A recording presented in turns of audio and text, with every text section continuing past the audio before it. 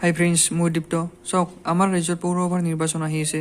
চ' এইখিনি সময়ত আপোনালোকে কি কৰিব পাৰে, নিজৰ ভোটাৰ তালিকাখনত যদি আপোনাৰ নাম, ঠিকনা, জন্মৰ তাৰিখ, বয়স ইত্যাদি কিছু তথ্য ভুল হৈছে, তো এই তথ্যখিনি আপোনালোকে কি কৰিব পাৰে, ভাৰতীয় নিৰ্বাচন আয়োগৰ ফৰ্ম 8 এই পত্ৰখন আপোনালোকে পূৰণ কৰি কিনে আপোনাৰ তথ্যখিনি আপডেট দিব পাৰে।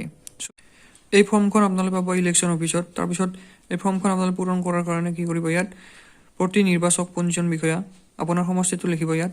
তাৰপিছত আপোনাৰ ইয়াত নাম যিটো আছে, অসমীয়াত আপুনি শুদ্ধকৈ লিখিব, অসমীয়াত আপোনাৰ নামটো। তাৰপিছত ইংৰাজীত আপুনি লিখিব আৰু উপাধিটো আপোনালোকে লিখিব, অসমীয়াত ইয়াত শুদ্ধকৈ লিখিব, তাৰপিছত ইংৰাজীটো আপোনাৰ উপাধিটো ইয়াত লিখিব।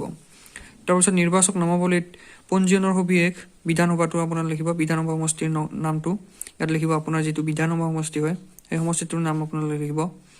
তাৰপিছত নিৰ্বাচক নামাৱলীৰ খণ্ড নংটো আপোনালোকে লিখিব আৰু নিৰ্বাচক নামাৱলীৰ ক্ৰমিক নং, এই দুয়োটা নং আপোনালোকে ক'ত পাব, আপোনাৰ ভোটাৰ তালিকাত পাব বা আপোনাৰ ভোটাৰ আইডেণ্টিটি কাৰ্ডখনতো পাব। আৰু ফটোযুক্ত ভোটাৰ পৰিচয় পত্ৰ নং, যিটো আপোনাৰ JHC নম্বৰ আছে, সেই নম্বৰটো আপুনি ইয়াত বহাই দিব। আৰু আপোনাৰ শুধৰণি কৰিবলগীয়া বিষয়টোত চিন দিয়ক।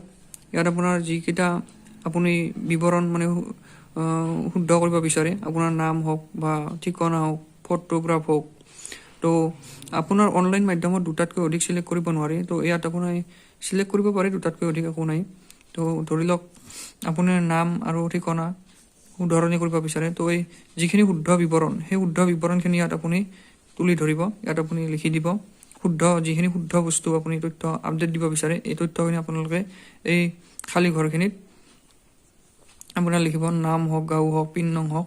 আৰু যদি ফটোগ্ৰাফটো আপোনালোকে আপডেট দিব বিচাৰে, তেন্তে কি কৰিব, ইয়াত আপোনাৰ ৰিচেণ্ট পাছপৰ্ট চাইজৰ ফটো এটা আপোনাৰ লগাব লাগিব 3.5 চেণ্টিমিটাৰৰ, যদি ফটোত শুধৰণিৰ প্ৰয়োজনীয়তা আছে।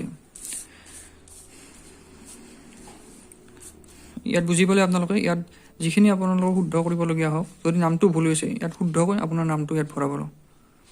তাৰপিছত আপোনাৰ আৰু ইয়াত এটা কথা আপোনালোকে মন দিব যে মোৰ জ্ঞাত যে এটা উক্তি বা ঘোষণা নিজে ভুল বুলি জানিও বা ভুল বুলি বিশ্বাস কৰিও বা শুদ্ধ নহয় বুলি বিশ্বাস কৰিও ঘোষণা বা বিৱৰণ দিলে 1950 চনৰ জনপ্ৰতিনিধিত্ব অধিনিয়মৰ ধাৰা 31ৰ 1950 চনৰ 43 অধীনত দণ্ডনীয় হ'ব।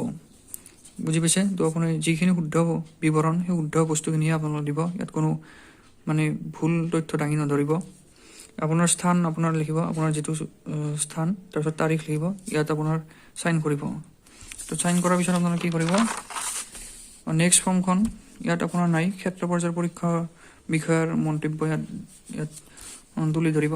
তাৰপিছত আপুনি এইখিনি ফৰ্ম ফিল আপ কৰিব নালাগে, এইখন নেক্সট পেজটো ইয়াৰ অফিচৰ পৰা এইখিনি পূৰণ কৰা হ'ব। তো এইখিনি আছিল আজিৰ ভিডিঅ'টো।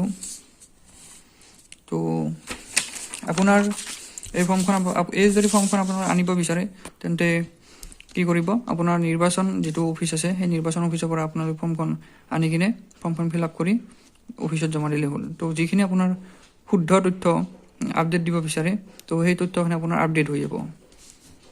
তো এই সময়খিনিতে আপোনালোকে দিব পাৰে, যিহেতু নিৰ্বাচন পৌৰসভাৰ, পৌৰ নিগম নিকায়ৰ ইলেকশ্যন আহিছে। তো এইখিনি বস্তু আপোনালোকে ঠিক কৰি ল'ব পাৰে। তো এইখিনি আছিল আজিৰ ভিডিঅ'টো।